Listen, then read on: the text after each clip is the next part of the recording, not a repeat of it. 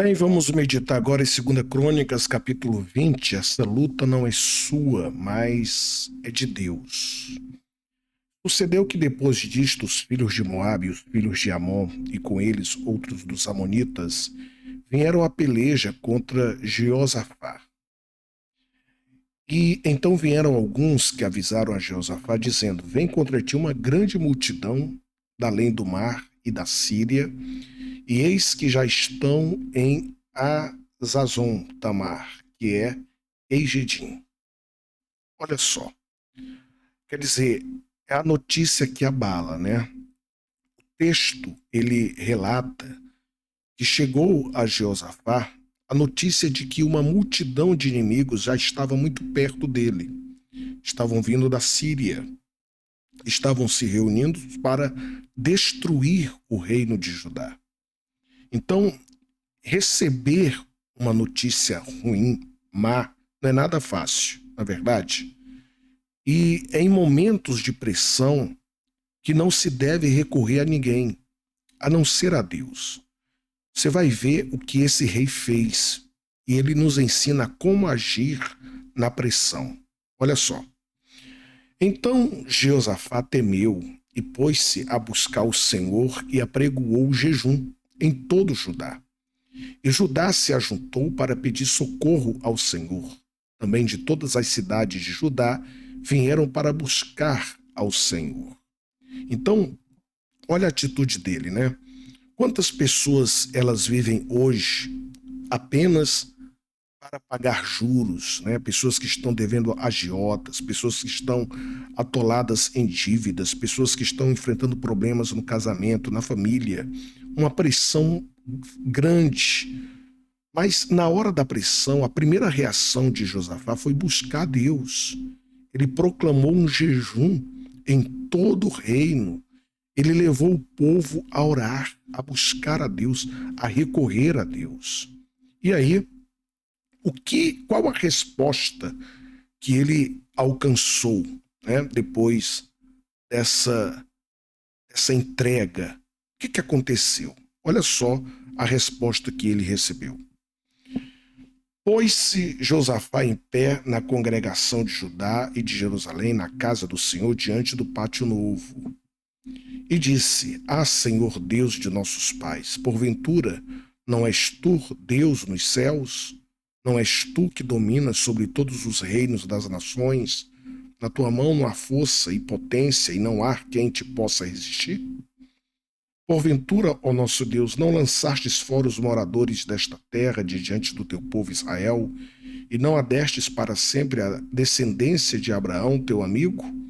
E habitaram nela e edificaram-te nela um santuário ao teu nome, dizendo: se algum mal nos sobrevier, espada, juízo, peste, fome, nós nos apresentaremos diante desta casa e diante de ti, pois teu nome está nesta casa, e clamaremos a ti na nossa angústia, e tu nos ouvirás e livrarás. Agora, pois, eis que os filhos de Amon e de Moabe e das montanhas de Seir, pelos quais não permitisse passar Israel quando vinham da terra do Egito, mas deles se desviaram e não os destruíram. Então Deus, em outras palavras, ele está falando aqui, ó, Deus, o Senhor nos deu essa terra, agora os inimigos vão tomar. O Senhor deu e o mal vai tirar. Nós não lhes fizemos mal e agora eles querem nos destruir. É isso que nós vamos receber em troca? Então é difícil não fazer mal a alguém e ainda assim receber o mal em troca, não é verdade? Era o que estava acontecendo aqui com Josafá. Mas ele se humilhou diante de Deus.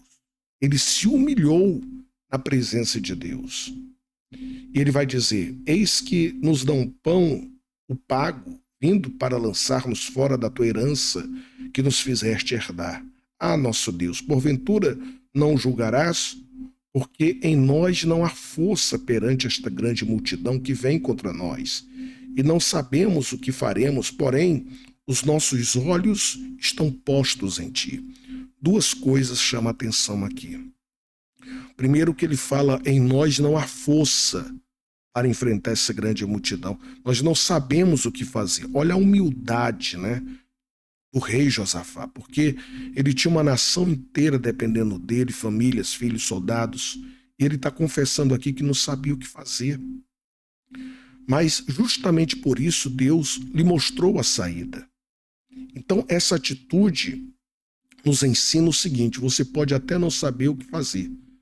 Se você for humilde e olhar para Deus, Ele vai te mostrar o caminho. Ele vai te mostrar, Ele vai te guiar. Ele fala aqui: os nossos olhos estão postos em Ti.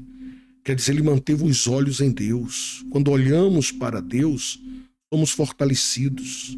Quando olhamos para o problema, enfraquecemos, né? Como Pedro, que afundou ao tirar os olhos de Jesus. Então o diabo quer que você olhe para o problema. Deus quer que você olhe para Ele. Entende? Então, Ele vai agir. Deus, Ele vai agir em favor do seu povo. A Bíblia diz: nesta batalha não tereis que pelejar. O profeta trouxe o recado de Deus para eles, né? Postai-vos, ficai parados e vede a salvação do Senhor para convosco, ó Judá e Jerusalém. Não temais, nem vos assusteis. Amanhã sair-lhes ao encontro, porque o Senhor será convosco. Então, algumas batalhas, Deus ele manda a gente lutar. Outras, Ele vai lutar por nós. Mas em todas, o grande segredo é confiar. Confie. E a Bíblia vai dizer: pela manhã cedo se levantaram e saíram ao deserto de Tecoa, e ao saírem, Josafá pôs-se em pé e disse: ouve-me, ó Judá, e vós, moradores de Jerusalém, crede no Senhor vosso Deus, estareis seguros, crede nos seus profetas e prosperareis. Muitos oram, né? Muitos fazem corrente, mas têm dificuldade de crer na palavra. A viúva de Sarepta prosperou porque ela creu na palavra, a palavra do profeta Elias. Ela nem questionou. E talvez o que esteja travando a sua vida é que você tem maus olhos para com o homem de Deus. O mal faz isso.